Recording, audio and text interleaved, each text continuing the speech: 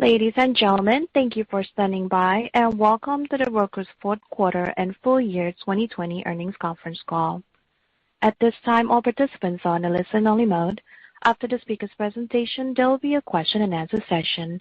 To ask a question during the session, you will need to press the star, then the 1 key on your touch-tone telephone. Please be advised that today's conference is being recorded. If you require any further assistance, please press star, then 0. I would now like to hand the conference over to your speaker today, Conrad Grodd. Please go ahead, sir. Thank you. Good afternoon, and welcome to Roku's financial results conference call for the fourth quarter and year ended December 31st, 2020. I'm joined on the call today by Anthony Wood, Roku's founder and CEO, Steve Louden, our CFO, and Scott Rosenberg, Senior Vice President, General Manager of our platform business, who will be available for Q&A. Full details of our results and additional management commentary are available in our shareholder letter, which can be found on the investor relations section of our website at ir.roku.com. The following discussions, including responses to your questions, reflect management's views as of today, February 18th, 2021, only, and we do not undertake any obligations to update or revise this information. Some of the statements made on today's call are forward-looking and are based on our current expectations, forecasts, and assumptions, and involve risks and uncertainties. These statements include, but are not limited to, statements regarding the future performance of Roku, including our financial perspective for the first quarter and full year 2021, the future of TV streaming, and TV advertising globally, the impact of the COVID-19 pandemic on our industry, business and financial results, and the future growth in our business and our industry. Our actual results may differ materially from those discussed on this call for a variety of reasons. Please refer to today's shareholder letter and the company's periodic filings with the SEC for information about factors which could cause our actual results to differ materially from these forward-looking statements. You'll find reconciliations of non-GAAP measures to the most comparable measures discussed today in our shareholder letter, which is posted on our investor relations website at ir.roku.com. And I encourage you to periodically visit our IR website for important content. Finally, unless otherwise stated, all comparisons on this call will be against our results from the comparable period of 2019. Now, I'd like to hand the call over to Anthony. Thank you, Conrad, and thanks to everyone for joining today's call. I am pleased to report that Roku had both a record 2020 and fourth quarter. As the leading streaming platform in the U.S., Roku is more important than ever to the TV ecosystem. We connect viewers, content owners, and advertisers at scale in a virtuous cycle that creates value for all participants. In 2020, Roku active accounts grew by 14 million accounts to over 51 million, and streaming hours grew 55%. Monetized video ad impressions were up over 100% in Q4, rebounding to pre-COVID growth levels. Across the industry, the impact of streaming is increasingly evident. Consumers are cutting the cord. Fully a third of all American homes are now non-pay TV households. Leading media companies are reorienting around streaming and launching new streaming services. The traditional TV upfronts are beginning to crumble as advertisers demand more flexibility, better measurement, and a broader audience. We are pleased with the progress we made in 2020 and excited about the large opportunities that lie ahead in the streaming decade. With that, let me hand the call over to Steve. Thanks, Anthony. 2020 was a year that showcased our strong position and resilience. Along with the rest of the world, Roku was forced to respond to wide-ranging impacts of a global pandemic. We executed well in the face of many challenges and delivered record results for Q4 as well as the full year. Before taking your questions, I'll walk through operational and financial highlights and address outlook. In Q4, we grew our active account base by over 5 million, resulting in a record 14.3 million incremental active accounts for the year. And we ended 2020 with 51.2 million active accounts. Our scale has expanded rapidly over the last several years, and to put it in perspective, Roku's U.S. active account base is more than twice the size of the video subscribers of the largest cable company in the U.S. In addition to increasing our scale, we continue to see growing engagement with our platform, with 2020 streaming hours up 20.9 billion year over year to a record 58.7 billion hours. In Q4, we grew streaming hours 55% year-over-year, consistent with the year-over-year growth rate for the full year. Furthermore, we grew average streaming hours per active account 10% year-over-year in Q4, demonstrating the strong engagement of our user base. As a reminder, please see our shareholder letter for the full financial details from the quarter and the fiscal year, but I'll highlight a few items. In Q4, total revenue increased 58% year-over-year to $649.9 million. Platform segment revenue was up 81% year-over-year to a record $471.2 million, driven by strong advertising demand. Q4 player revenue growth of 18% year-over-year was slightly lower than the growth rate in Q4 2019, as COVID restrictions and economic uncertainty muted holiday store traffic and consumer demand. Our key financial performance metric is gross profit, which grew a vigorous 89% year-over-year in Q4 to a record $305.5 million. Gross margin in the quarter was 47%, fairly consistent sequentially, as improvements in platform margin largely offset the seasonally lower player margins based on our holiday promotions. Q4 adjusted EBITDA of $113.5 million produced the vast majority of our record $150 million of adjusted EBITDA for the year, and was the result of a confluence of strong performance, robust revenue growth, strong gross profit leverage as we continue to move into higher margin platform business, and leverage on OpEx growth, in part due to our decision to be more conservative on headcount growth in 2020. It also demonstrates the potential leverage in our business as we continue to drive scale and increase monetization of the platform. We entered the quarter with almost $1.1 billion of cash equivalents, restricted cash, and short-term investments. With that, let's turn to our thoughts on the outlook. We believe we have sufficient visibility into Q1 to offer a formal outlook, but as we move farther into the future, a number of uncertainties make a formal outlook for 2021 difficult. Rather, we have provided some directional color for how we see the full year playing out for Roku. Historically, Q1 is our seasonally softest quarter from a revenue perspective. Typically, revenue has been roughly 25% lower sequentially than our seasonally strong Q4. Our Q1 outlook calls for similar seasonality at the midpoint of total revenues of $485 million, up 51% year-over-year, with the platform segment comprising roughly 3/4 of total revenue. We anticipate total gross profit of roughly $238 million at the midpoint, up 69% year-over-year, implying an overall gross margin of approximately 49%. Platform gross margin is expected to be roughly 60%, while player gross margin is expected to be similar to Q1 2020. As a reminder, Q1 player gross margin is seasonally high, reflecting the traditionally lighter promotional period within the retail calendar. For the full year, we will continue our established and successful strategy of managing player gross margins to roughly zero, given our focus on device sales as an important driver of account growth. We anticipate Q1 OpEx year-over-year growth to be in a similar year-over-year growth range as Q4, and thus showing strong leverage against revenue and gross profit growth, which is expected to result in a Q1 adjusted EBITDA of $31 million at the midpoint. For modeling purposes, please note that Q1 adjusted EBITDA excludes stock-based compensation of roughly $40 million and an estimated $10 million of depreciation and amortization and net other income. In terms of the full year, we are mindful that in 2021, year-over-year comparisons are likely to be quite volatile. In the first half of the year, we expect strong financial comparisons against the first half of 2020, which includes early impacts from COVID-19 and the resulting economic lockdown. While in the second half of the year, we anticipate much tougher comparisons, in part due to our record performance in the second half of 2020, which will significantly pressure year-over-year growth rates. We expect our overall 2021 gross margin to be in the mid-40% range, as platform margin remains fairly stable, and we operate the player segment at a gross margin close to zero. Given the size of our opportunity and progress to date, we will continue to aggressively invest in our business to enhance our competitive differentiation and seed future growth.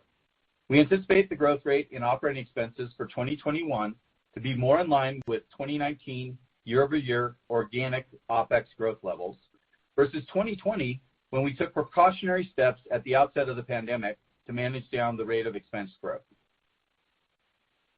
As I was preparing for this earnings call, I read my remarks from a year ago.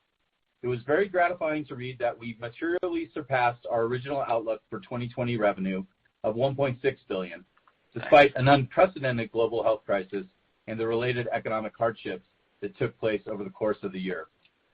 It was also very grounding to read a historical comparison from that call, which I will update and reprise here.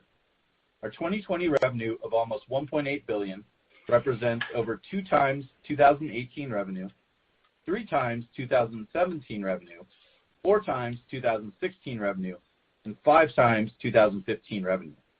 This sustained level of robust earnings growth speaks to the strong fundamentals of our business, the strategic advantages we have achieved through our investments, and our laser-focused leadership in streaming.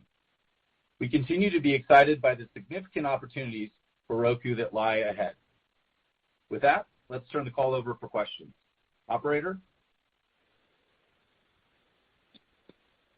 Ladies and gentlemen, as a reminder, to ask a question, you will need to press the star, then the 1 key on your touchtone telephone. To remove yourself from the queue at any time, please press the pound key. Please stand by while we compile the Q&A roster.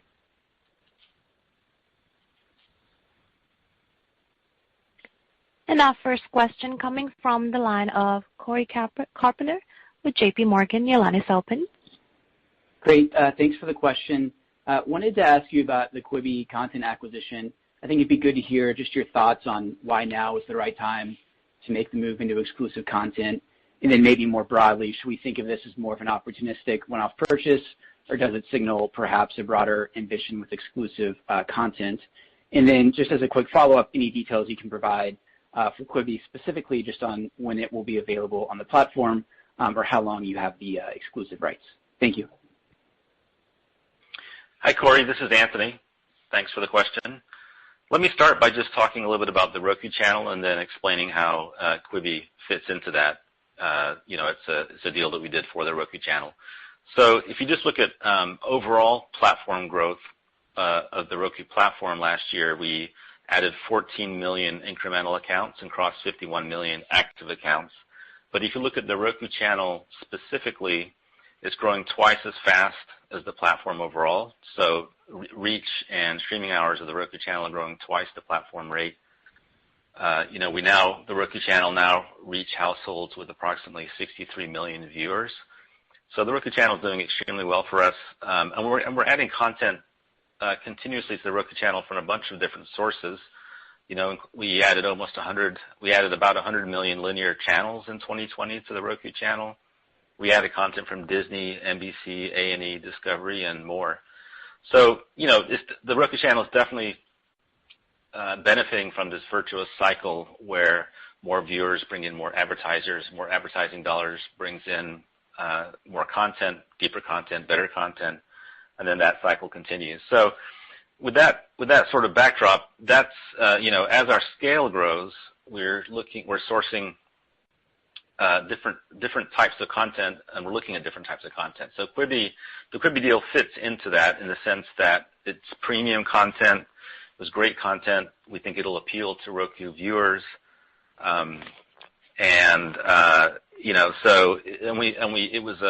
it was a transaction where we acquired the global content rights on a cost-effective basis. We're disciplined about making sure the content we onboard into the Roku channel fits into the AVOD business model for the Roku channel, and the Quibi content fit into that model. The growing scale of the Roku channel allows us to do deals like this where perhaps we couldn't have done them a couple of years ago. We expect that to continue as the scale grows. We'll continue to look more broadly at all the different types of content that we can acquire, and we'll be disciplined about making sure that content purchase price fits into, whether it's licensed or purchased or whatever the financial details are, fit into our AVOD business model.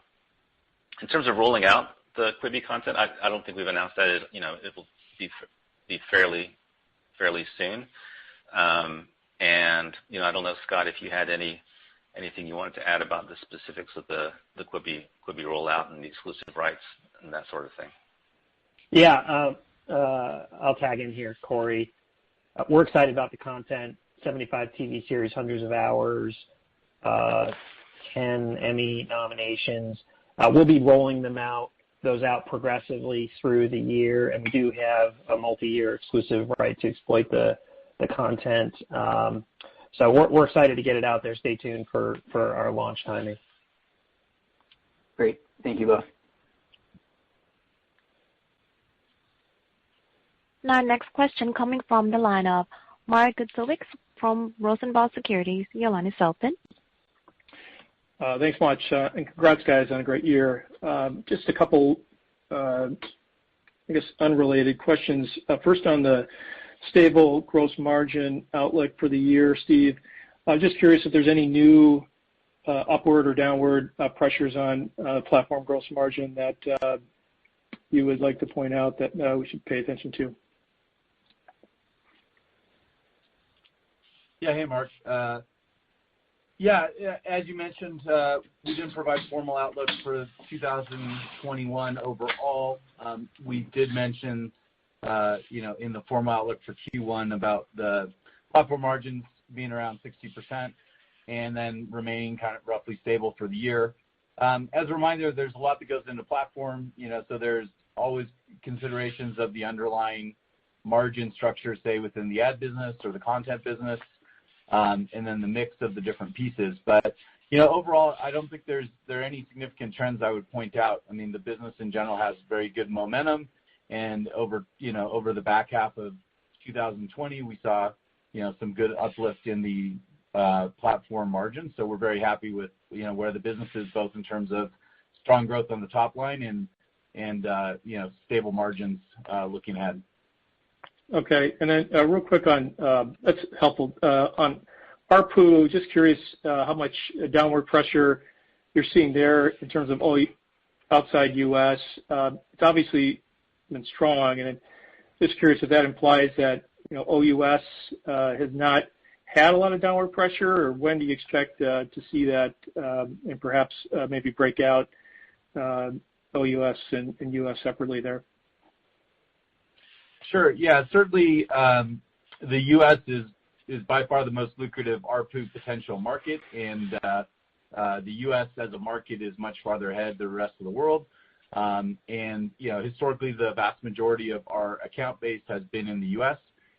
Certainly, we're growing our international presence, and we mentioned in the letter some great stats around the fact that the playbook, the kind of three-phase playbook around growing scale, driving engagement, and eventually monetizing is working well internationally. And so that is true, but we are focused on driving scale and engagement in the international market. So the ARPU is significantly lower on that. So it definitely is the dilutive effect on the overall ARPU.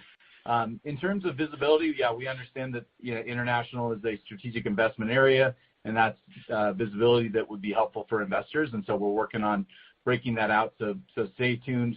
In the future, we'll have some more visibility for you. Okay, great. Thanks much. Sure. Thanks. Our next question coming from the line of Vasily Kazakov with Cannonball Research. Your line is now open. Thank you. I think I have a couple for Scott. Number one, you used to every quarter before the big SVOD services launched, you used to say that this is our overall streaming hours growth, then SVOD streaming hours growing slower than that, and then ad-supported faster than that. So now that you have these massive apps launching, I wonder what those relative growth rates are. And also following up on that is, are you worried at all that Peacocks of the world and HBO Pluses will cannibalize ad-supported streaming hours? And if not, where do you think their viewership is coming from? Thank you. Hey, Vasily. Thanks for the questions. Yeah, you're right. We've not delineated the growth of the different verticals recently, but but it remains true that ad-supported viewing on the platform continues to grow faster than the platform overall and than the other segments.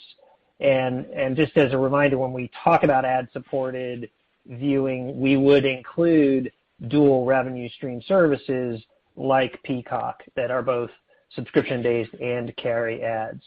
Now, with regards to your question about whether these services will cannibalize AVOD consumption, first of all, they either, in the case of Peacock, already carry ads, or in the case of HBO Max, plan to carry ads. I think we're led mostly by the fact that these services launching are drawing more consumers into streaming.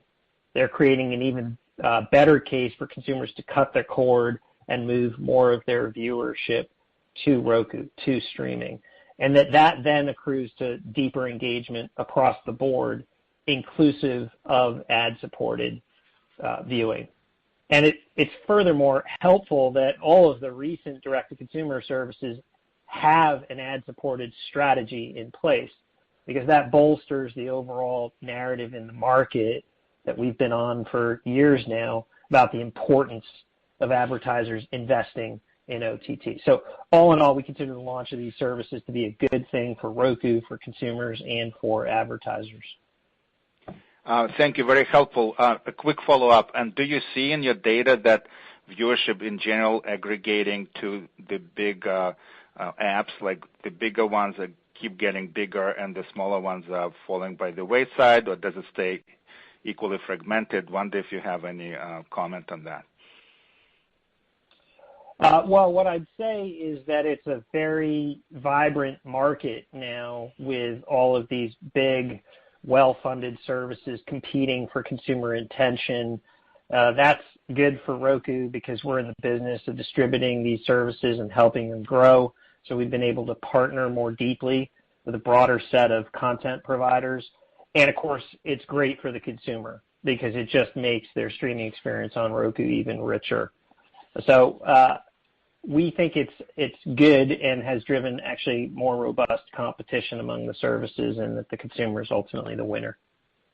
Thank you very much. Hey, Vasily, this is Anthony. I'll just add that as we've mentioned in the past, and it still continues to be true, if we think about, quote, competition in our advertising business, really it's not other services on our platform. It's the primary impediment to our ad business growth, which is still growing obviously very nicely, with monetized ad impressions doubled again in Q4. But the biggest impediment to growth is just the behavior of TV ad buyers and how they traditionally buy traditional linear TV, and the shift of those behaviors to streaming, which the pandemic, I think, has definitely caused that to move faster than it was before. And that's probably the biggest obstacle to our. It's not a long-term obstacle, but that's the biggest short-term obstacle to our ad business. Thank you very much.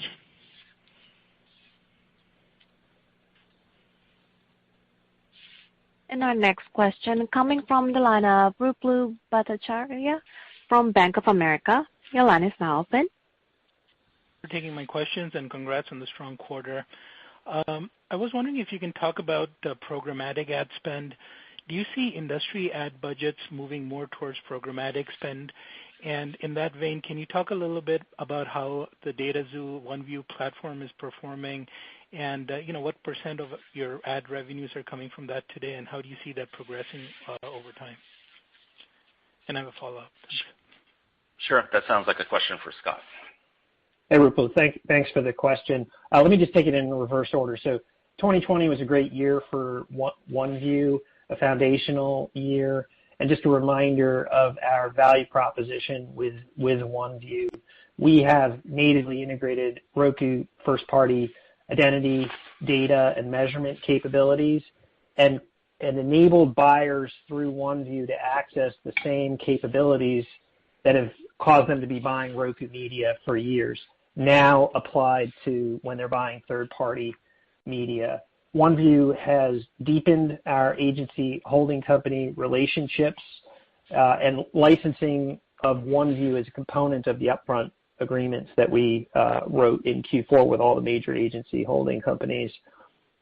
Just by way of example, we've got brands like Lexus using OneView to now measure and optimize their spend across linear television and OTT, and using it to achieve better reach for the same dollar. So it's sort of a perfect use case for OneView, is optimizing your TV spend across dozens of apps and linear television all at the same time with Roku data powering it. Now, regarding the other part of your question and the role of programmatic, it is true today that a majority of the spending in OTT is still a more traditional spending pattern, insertion order based. And that's largely because most of the money, the early money that's flowed into OTT has come out of TV budgets, and that's generally the way TV has been spent historically. But programmatic is rising quickly. It's a key part of why we've been investing in OneView. And we do believe long term, although it's not the case today, that programmatic will be a majority of how OTT is bought and sold, not the least of which because programmatic is a superior way to leverage our data, to leverage measurement, to do dynamic optimization of your spend. So, in short, our strategy is to sell the way buyers want to buy. They're still buying both ways. It's still predominantly traditional, but we do believe that it'll be heavily programmatic over time. Got it. Thanks for the details on that, Scott. For my follow-up, I just wanted to, ask about international growth again, just to follow up on a prior question.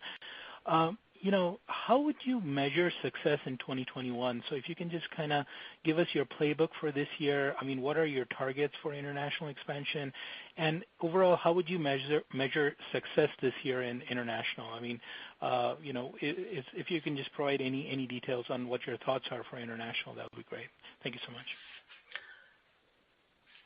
Yeah, this is Anthony. I'll take that. Obviously, streaming is a global phenomenon. And we got our start in the U.S. and are doing extremely well here.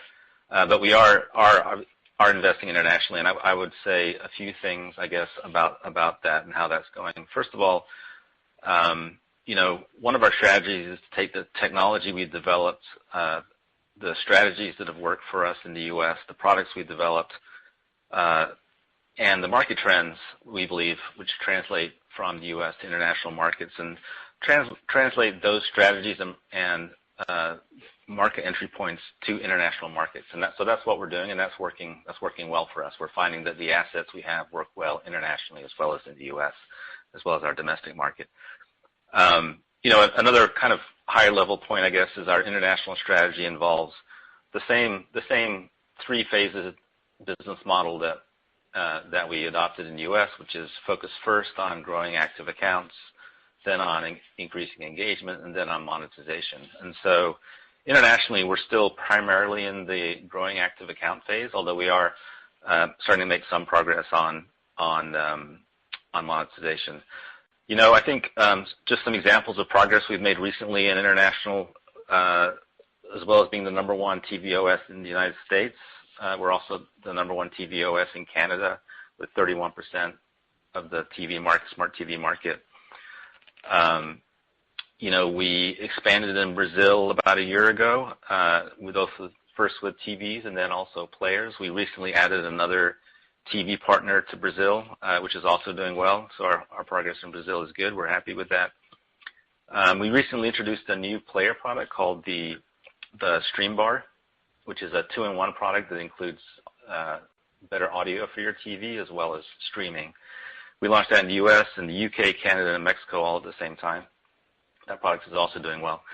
So I think, success for us international is to keep doing what we're doing, which is adding more TV partners to international markets. We also announced last year that we were going to be working with TCL more internationally, so continuing to add more TV OEMs, continuing to grow the scale of each of the existing OEMs internationally. We're obviously going to continue to look at TV companies. And then as our scale starts to grow, we're also going to continue to look at potentially new countries as long as that makes sense. And then, I think just overall, start as active account growth starts to build significant scale, leaning more into monetization. So far, we've launched, for example, the Roku channel in the UK and Mexico. So we'll be doing more of that over time as well. Great. Thanks for all the details. Congrats again on the quarter.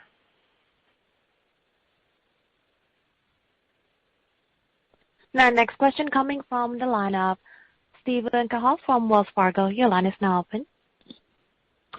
Thanks for the question. It looks like monetized impressions accelerated again this quarter. So maybe could you help us think about the drivers of that growth in monetized impressions? It'd be great if you could kind of split that out between growth trends in home screen ads and the Roku channel and then the non-Roku content apps that have advertising. And if we wanted to kind of then layer in your ad revenue over that monetized impressions, maybe just help us think about what like the effective CPM is kind of doing in all that. And then I have just a quick housekeeping one. Sure. So Scott will take that, but before he does, I just want to correct something I said. I think I misspoke. I said the Roku channel was in Mexico. It's actually in the UK and Canada. But Scott, do you want to take that? Yeah. Hey, Steve. I'll take your question. The growth of our ad business is the result of, as we highlighted in prior quarters, just ongoing major secular changes accelerated by the pandemic. Just for context, in traditional television, there's a 21% decline in broadcast primetime ratings last year, according to Nielsen.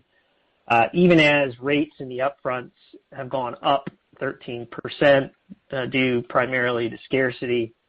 And the median age of a viewer of the top three broadcast networks is now over 60 years old. This pattern is not sustainable for TV marketers, and the pandemic really accelerated the decision by marketers, by advertisers, to right-size their investment towards streaming. And then on the side of streaming, there are just all sorts of stats to support why there should be more spending. Half of adults 18 to 34, half of their viewing is now streamed. A third of U.S. households are cord cutters. In our universe, 92% of Roku accounts who've cut the cord are very happy and don't plan to go back. Streaming hours, as we mentioned in the shareholder letter, up 55%. So all of these changes are really accruing to driving a major shift towards OTT streaming. In Q4, we mentioned in the shareholder letter, the 6 largest agency holding companies more than doubled their spend with us.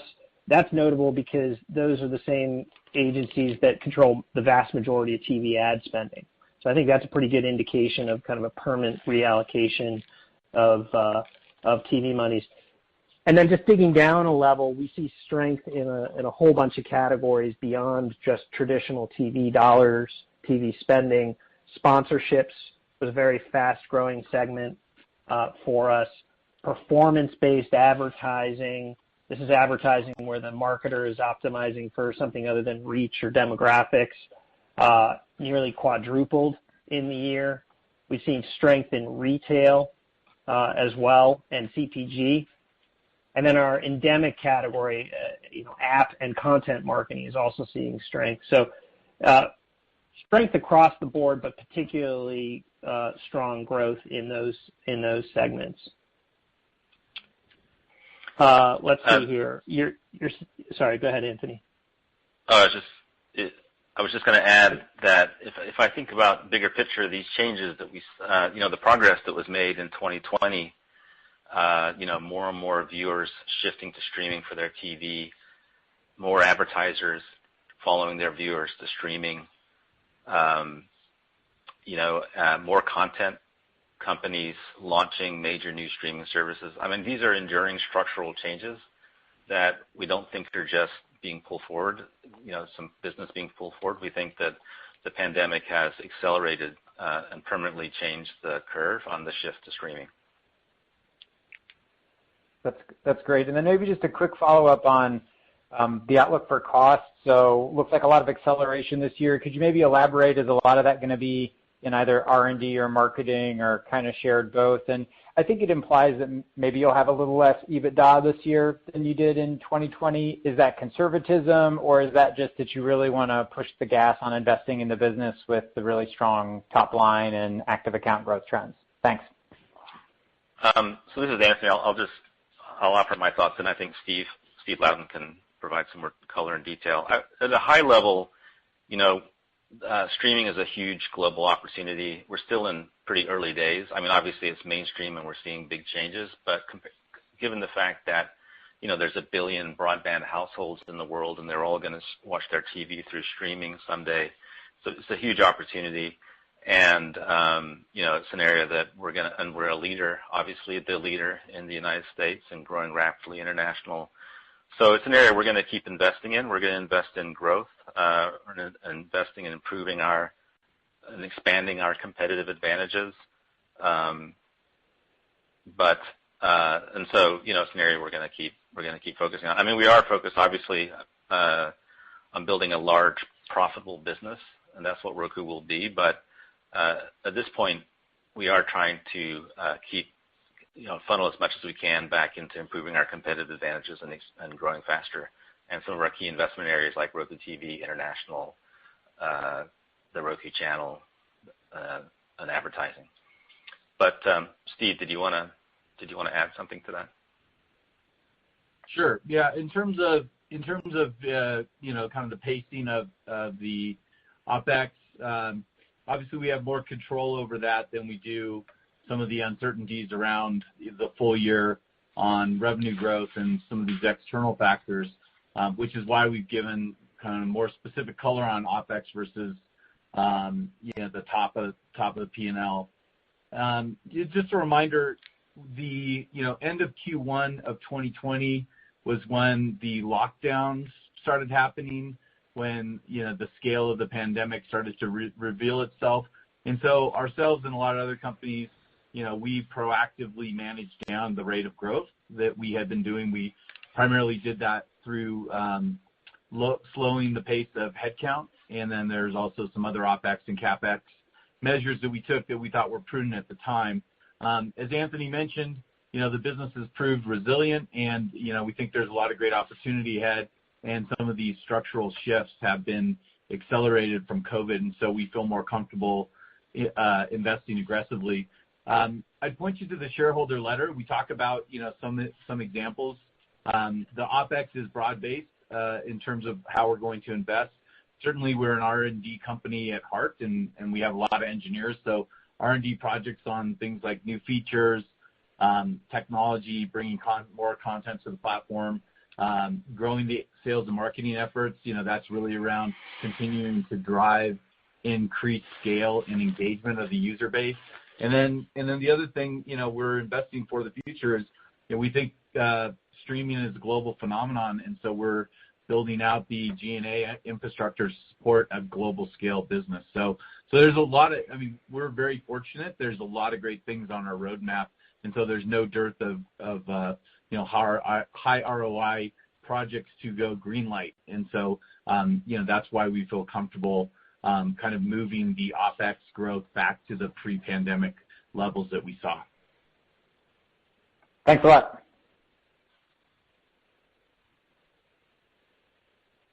Now our next question coming from the line of Shyam Patil with Susquehanna. Your line is open.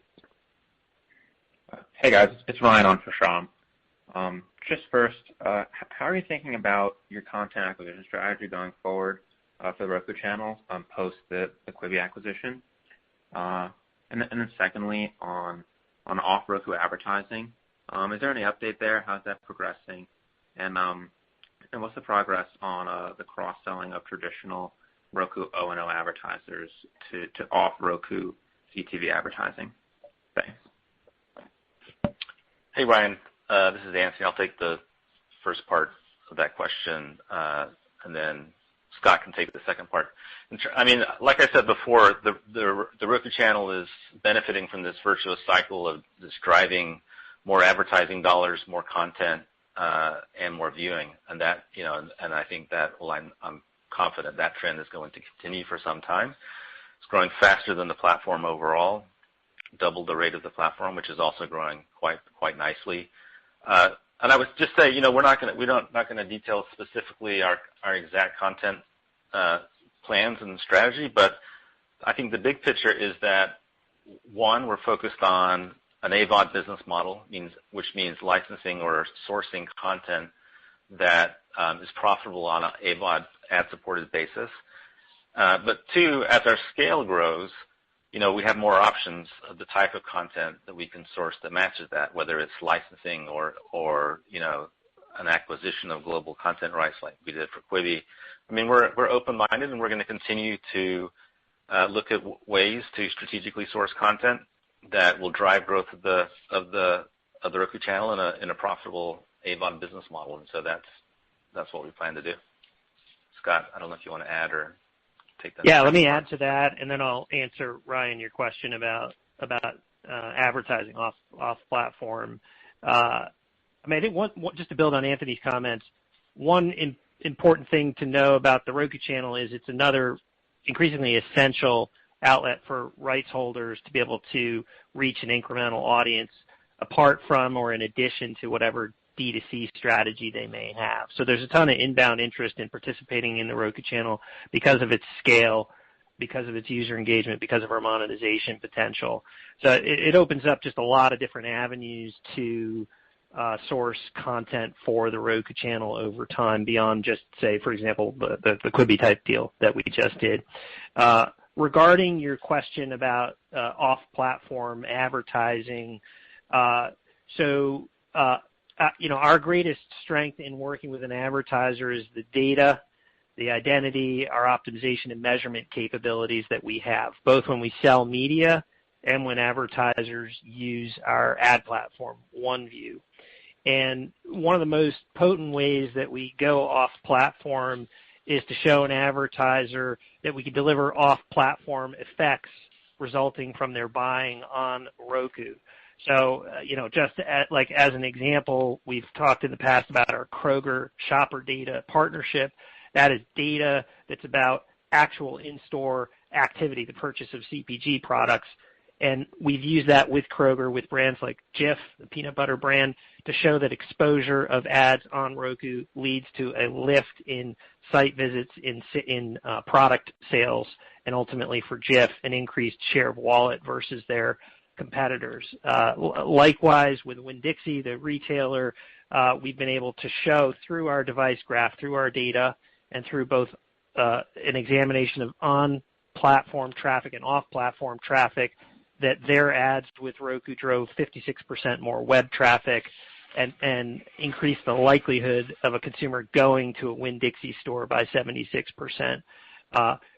OneView is a full omni-channel DSP, and so it can execute simultaneously across media that Roku is selling on the Roku platform, media that publishers on the Roku platform are selling, third-party OTT, desktop, and mobile. But the particular sweet spot for us as a company is when we're able to help a brand bring data or activity off the platform onto Roku to retarget a user, or to follow a user off Roku to be able to verify and show site visitation lifts, retail store visit lift, product purchase lift. That's where our off-platform advertising capabilities really excel. Great, thanks. Now, our next question coming from the line of Laura Martin with Needham. Your line is open. Hi there. Maybe a couple philosophical questions. Anthony, one of the big selling points when we were taking this company public was that you didn't have channel conflict. You represented everybody equally. But when you do a Quibi deal and you give them money and you only have like a 2 or 3 year license period, doesn't that create channel conflict because you're incented to drive viewers and ad revenue there? And while that might not matter in the U.S. because you're huge and what's anyone going to do, the minute you get offshore, if potential joiners to your offshore channels think you're going to go into competition with them because you're going to own or buy licensed local content, I'm just really interested in how you think about the economics of, because you're their data, I'm sure you can buy lots of content that makes money. And then, Steve, for you, this is the call every year where you tell us that EBITDA is going to be break even for the year forward, and you were very careful not to say that once during this call. So I'm wondering, Steve, philosophically, given this huge EBITDA number for Q4, do we actually have, can we outlook a higher than zero EBITDA this year in 2021? Thanks, guys. Hey, Laura. It's nice to hear from you. So yeah, philosophically, the way I think about our platform is that it's a content distribution platform. Obviously there's other important components to it. It's an ad platform.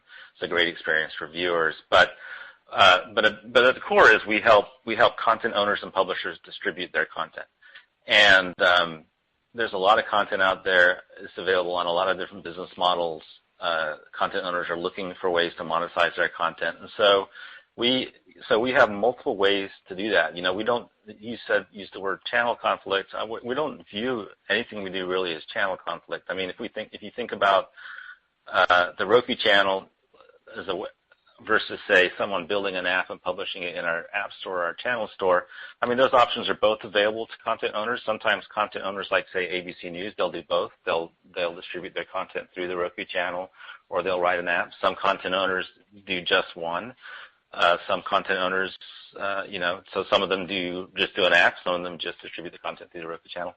I think the point is that there's only so many companies that have the scale and expertise to launch a successful direct-to-consumer service, but there's lots of other mid-size or large content services that want distribution, and the Roku channel for many of those is a better way to distribute that service because we build the audience for them. We provide the monetization, whether it's billing or subscription or advertising.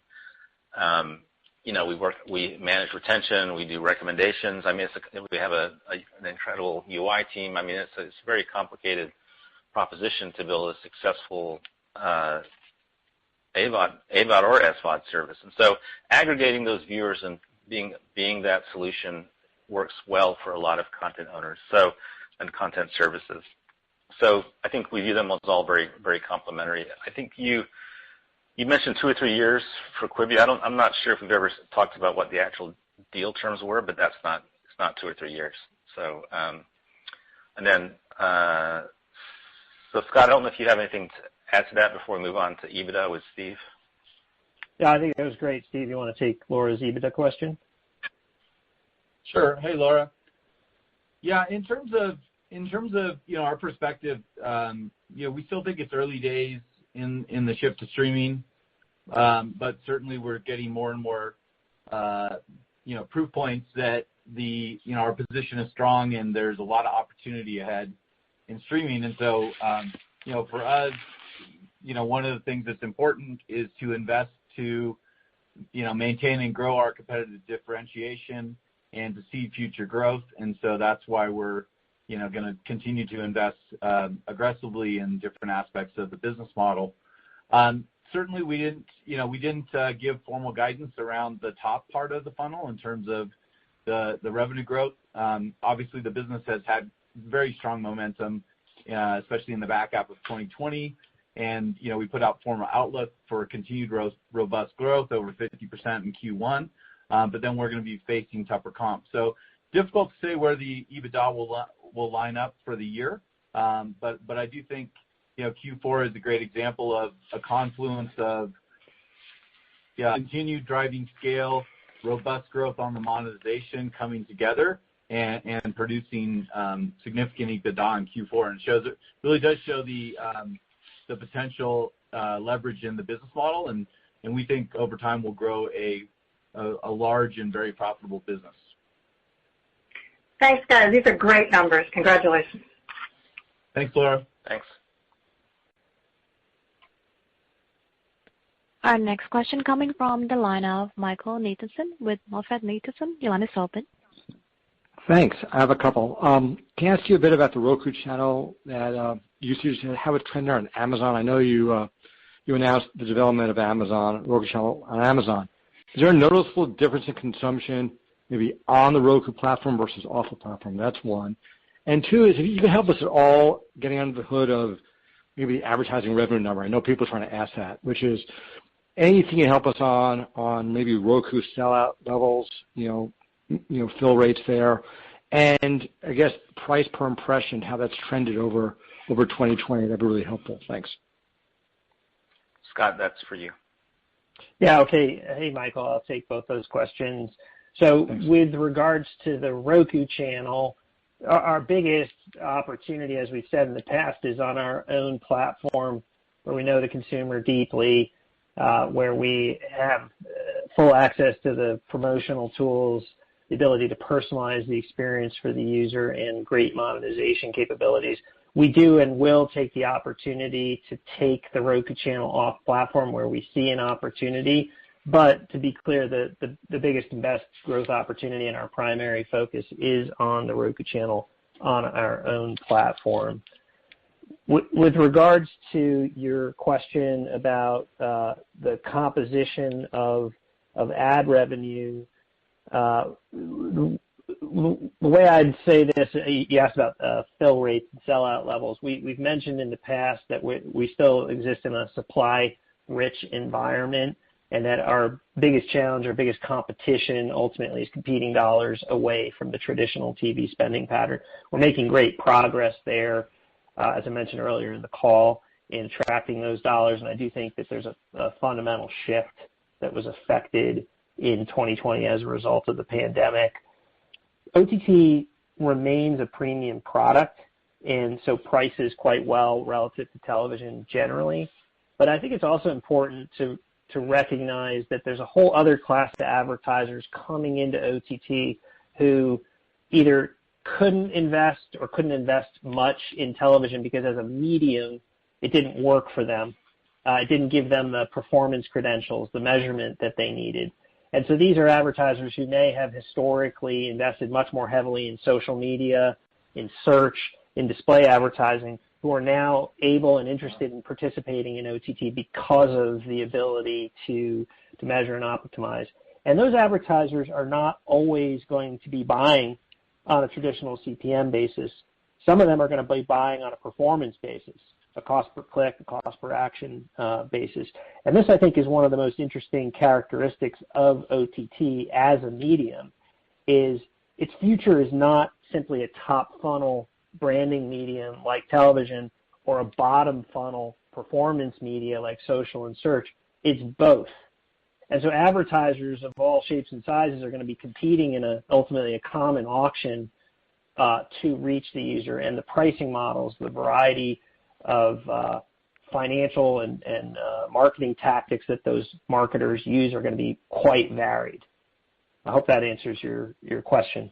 It does. Can I ask you a quick follow-up? When we see social have really strong impression quarters, like you see with Facebook, the price per impression drops because of what you said. The auction brings in a lot more types of advertisers, all different types of requirements. So is it fair to assume when we see big surges in impressions, is potentially the price per impression just gets weaker simply by the supply of impressions in the marketplace? Is that a fair assumption? We're trying to build a model to try to predict advertising growth. Right. Yeah, it is the case in social media that when supply goes up a lot, auction prices go down. Ultimately, that's not necessarily a bad thing for the social platform because the greater volume allows them to drive more effect for the advertiser. And of course, it can cut the other way. As pressure in the auction increases, it can drive prices up, and that may be disconnected from what the advertiser thinks the impression is ultimately worth. We mentioned in our shareholder letter, I think, an interesting case study with Friendly, a virtual MVPD service, who actually took social media money and moved it to Roku. Their goal was, of course, to acquire subs, and they saw a near 16 times lift in signups and a 65% better return relative to their social media investments. And so while it's still early, I think, in terms of OTT competing in that pond, in that bucket, it has all the credentials, all the data and identity, and it's been a big part of our investment with OneView to be able to compete for advertiser budgets when those budgets are mostly focused on bottom funnel impact. I recognize that might not get you where you're looking for in terms of the model, but that is the dynamic we see playing out. Thanks. Thank you. I tried. Okay. Thanks. Bye. Now, next question coming from the line of Rich Greenfield with LightShed Partners. Your line is open.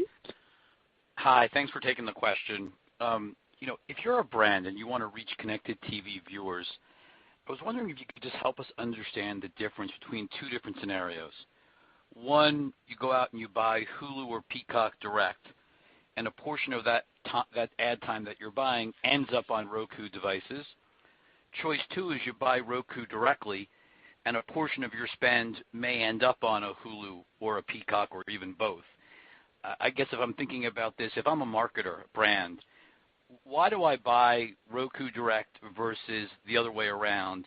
And what does buying Roku Direct achieve that simply can't be achieved by buying from the programmer directly and ending up on a Roku device? Scott, you want to take that? Yeah. Hey, Rich. I guess the short answer is it's a both and, not an either or. These content partners are our partners, and our goal as an ad business is to complement, not compete with them. There are many reasons, of course, that you might buy directly with a network or an app on our platform. For example, it could be part of a broader cross-platform buy, your upfront commitment.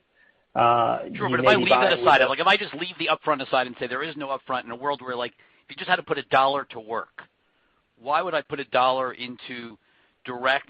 What are the advantages that I get by buying Roku that I can't get by throwing it into a broader buy? Yeah, so it's... Well, go ahead, Anthony. Sure. Yeah. I was just going to say one advantage is the ability that we also have access to what linear ads that you've been seeing through our ACR and our Roku TVs, and so in terms of unduplicated reach, we can help you do that. An app who doesn't have that data can't really do that. Yeah. So just to build on that, so one key reason, Rich, is the ability to reach users that you aren't going to reach just through those select couple of publisher direct buys. So one of the things we regularly do with our advertisers is produce an only both view of who they reached with each of their buys. And we do that with linear too. And we regularly show them that even though, for example, they're heavily invested in Hulu, they didn't reach this whole other big class of users because they're either not active with those other publishers or they're not holistically optimizing across linear and their whole OTT buy. There are a lot of other reasons that advertisers invest directly with us. One is we excel at optimizing for performance using data. I mean, we've been investing for years in our data and our ad stack, and we excel there. We're not in the business, as you know, of selling context. So if you got to buy The Office or you got to buy a specific show, you're going to do that directly with the network. But if you're optimizing for reach and frequency and performance, investing with Roku is a key factor. The other thing I'll mention here is that OneView is a key component in this discussion. One of the reasons we've invested so heavily in the OneView capability is so that in the case where you're doing a publisher direct buy, you can still leverage Roku identity, Roku data, and capabilities to help optimize that publisher direct buy against all your other activity. Right. So, but I'm just thinking out loud. If the ultimate, what you just said, Scott, to me is the most important. If I want to optimize for reach, frequency, and performance, I can't think of anything else. Optimizing so that I can be on This Is Us seems suboptimal to optimizing for reach, frequency, and performance. Look, our focus as a company is on data and performance and outcomes for advertisers, but there are lots of reasons why advertisers also care about context and want to be in that show. And that's not our lot. That's the focus and capability of a lot of networks. But look, we agree. We're focused on leveraging our data and our tech and capabilities to drive outcomes for advertisers and help them orchestrate their OTT investment, even in the case where they're doing it directly with a publisher. Thanks very much. Yeah.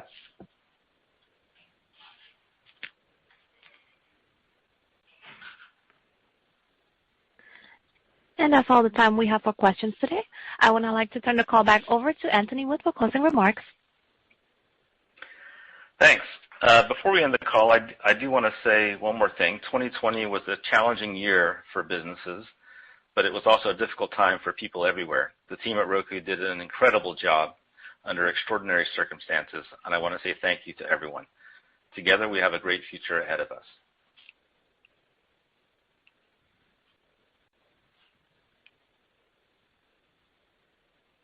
Ladies and gentlemen, that does conclude our conference for today. Thank you for your participation. You may all disconnect.